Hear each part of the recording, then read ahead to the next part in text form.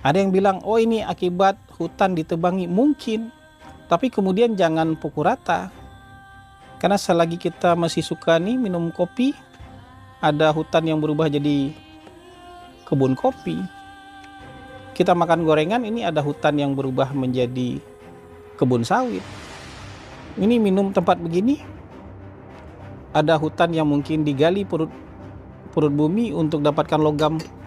Seperti ini kita menggunakan HP, ini kan macam-macam nih bahannya nih, dan ini kan nggak turun dari langit. Ini ada perut bumi yang digali untuk kita bisa punya HP. Bahkan ketika mereka marah-marah soal hutan ditebang pakai jari, itu pun yang dipegang oleh jarinya itu hasil mengeruk perut bumi. Itu ada hutan yang ditebang, itu yakin.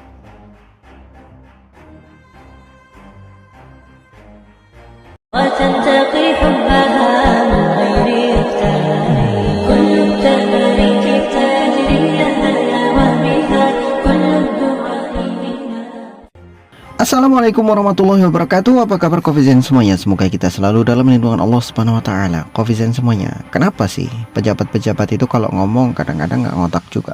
Dan memang kebanyakan dari mereka itu asal ngejeplak aja gitu kan. Mulut mereka itu tidak bisa terkontrol dan logika mereka itu kacau sekali. Contoh Hasan Nasbi, ya kalau ngomong sok islami banget gitu kan, ya pakai bahasa-bahasa sok Islam dan lain sebagainya. Tetapi ketika dia ditanya tentang masalah bencana yang menyebabkan banjir, kemudian yang menyebabkan penggundulan hutan, apa jawabannya? Justru kata dia, selama kita masih ngopi, selama kita masih makan gorengan, maka di situ juga banyak sekali hutan-hutan yang digunduli untuk diganti jadi sawit, untuk diganti jadi kebun kopi. Hei mas bro, siapa yang bilang kita menolak kebun sawit dan menolak kebun kopi? Itu siapa? Mikir ya. Nggak ada, kita nggak menolak. Yang kita tolak adalah ugal-ugalannya kalian, untuk menyenangkan kalian dan untuk mengenyangkan kalian. Itu yang kita tolak. Coba sekarang kita menggunakan logika dulu ya. Dulu zamannya Pak Soeharto itu yang namanya listrik itu ada subsidi. Kemudian minyak itu ya, BBM itu ada subsidi. Segala sesuatu, pajak juga banyak subsidinya. Sekarang sudah semua subsidi dicabut, BUMN ngakunya selalu rugi, PLN rugi ya, padahal kita nggak pernah tuh bayar listrik, nyicil nggak ada, apalagi ngebon nggak ada, pasti dicabut sama PLN itu. Kita selalu bayar kontan. Apalagi kita beli bensin, beli Pertamax, berarti Pertalite, itu semuanya duitnya duit cash. Nggak boleh kita ngutang di Pertamina, itu nggak boleh ya. Tapi kenapa yang jualan Pertamini saja di samping-samping jalan selalu untung? Kok bisa perusahaannya Pertamina malah rugi? Ngomongin apa lagi? Tambang-tambang itu katanya semuanya rugi. Tambang batu bara rugi, tambang nikel rugi, tambang semuanya rugi, BUMN itu rugi. Terus untuk apa tanah dikeruk, kekayaan alam ini dihancur-hancurkan, semuanya digali, tapi ujung-ujungnya tetap rugi? Justru negara yang selalu tombok, pajak dari rakyat yang semakin meninggi. Untuk apa kan gitu? Selama ini mereka ugal-ugalan menggali kekayaan negara kita bukan untuk rakyat, tapi untuk mengenyangkan perut-perut mereka sendiri. Sedangkan rakyat hanya mendapatkan bencananya, hanya mendapatkan ampasnya, hanya mendapatkan banjirnya, hanya mendapatkan hal-hal yang gak pentingnya gitu loh. Bekas-bekasnya itulah yang ditanggung oleh rakyat. Hutang ke depannya itulah yang akan ditanggung rakyat. Enak mereka yang pejabat-pejabat ya sekarang yang umurnya 50 tahun, 60 tahun, bentar lagi modar mereka itu. Kita ini yang masih muda-muda, masih melanjutkan perjalanan hidup masih panjang. Andaikan 10 tahun lagi negara kita tenggelam, mereka sudah mampus. Kita masih hidup gitu loh. Jadi kalau mereka ini kemudian berbicara seenaknya, nggak dipikir, itulah yang kemudian kita jadikan masalah. Jadi gini loh Covizen semuanya, mohon maaf nih ya, agak ngegas juga nih. Masalahnya banyak sekali sekarang pejabat-pejabat tuh kalau mikir, kalau mohon maaf, kalau ngomong itu nggak mikir dulu. Mikirnya tuh nanti. Yang penting ngomong dulu, klarifikasinya nanti, minta maafnya nanti. Bodoh amat entah omongannya itu berbobot atau enggak, yang penting ngomong, ngejeplak dulu.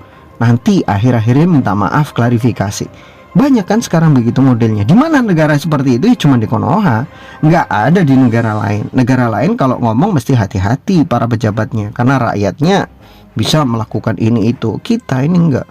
Kita luar biasa. Kayak di Jepang aja. Jepang itu jangankan kok sampai bermasalah pejabatnya ya. Pejabatnya ketahuan kerjanya nggak beres saja, dengan sadar diri mereka mengundurkan diri. Di negara kita udah kerjaannya nggak beres, sudah ketahuan korupsi, masih bisa jadi pejabat lagi. Itulah negara kita, Konoha. Nah teman-teman, Coffeezen semuanya, jadi kalau negara ini mengelola dengan benar semua kekayaan alamnya sih nggak masalah. Mau gali ke sana, mau keruk ke sana, mau keruk sini keruk sana, nggak masalah. Mau babat hutan, asal babat hutannya itu juga terkontrol demi kemakmuran rakyat, demi kebaikan rakyat, duitnya juga kembali kepada rakyat gitu kan. Ya nggak masalah. Masalahnya ketika hutan ditebang, kayu-kayunya digondol semua kemana gitu kan. Yang untung yang punya pabrik, yang punya perusahaan, rakyat hanya gigit jari. Kemudian ketika emasnya dikeruk, siapa yang kaya? Negara lain. Orang-orang asing itu yang kaya, rakyatnya tetap sengsara.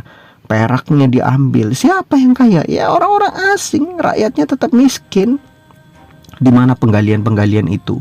Di mana ada penggalian-penggalian yang kemudian di sekitar penggalian itu, di sekitar tambangnya, rakyatnya hidup makmur? Mana ada? Contoh Papua yang katanya memiliki tambang emas terbesar di dunia. Apakah rakyatnya makmur? Tidak, ternyata tidak. Bahkan rakyat yang biasa itu nggak bisa mendekat ke tambang itu, ke Freeport itu nggak bisa. Di sana dijaga, entah itu polisi, entah itu tentara, entah tentara beneran, entah tentara bayaran, kita nggak tahu. Di sana kalau ada rakyat mendekat, tembak. Urusan amat, pokoknya mendekat tembak. Kan gitu, itu yang terjadi gitu loh. Jadi kalau kita ngomong ini, kadang-kadang pejabat berbicaranya ngaco, ya memang benar-benar ngaco, ngawur. Mereka selalu menyalahkan rakyat dan rakyat, padahal itu adalah kebijakan-kebijakan ngawur mereka itulah yang harusnya dipersalahkan. Kalau mereka betul-betul bermanfaat bagi rakyat gitu, maka bekerjalah yang baik, layani rakyat ini. Berikan kebijakan-kebijakan itu yang menguntungkan rakyat, jangan sebaliknya. Mereka ini kan dipilih oleh rakyat, digaji dengan uang rakyat. Tapi kenapa kebijakan-kebijakan mereka itu selalu hanya menyengsarakan dan menindas rakyat? Kadang saya nggak habis pikir gitu kan. Ada babu yang ngelunjak sama majikan, ya mereka inilah. Wallahu a'lam bishawab.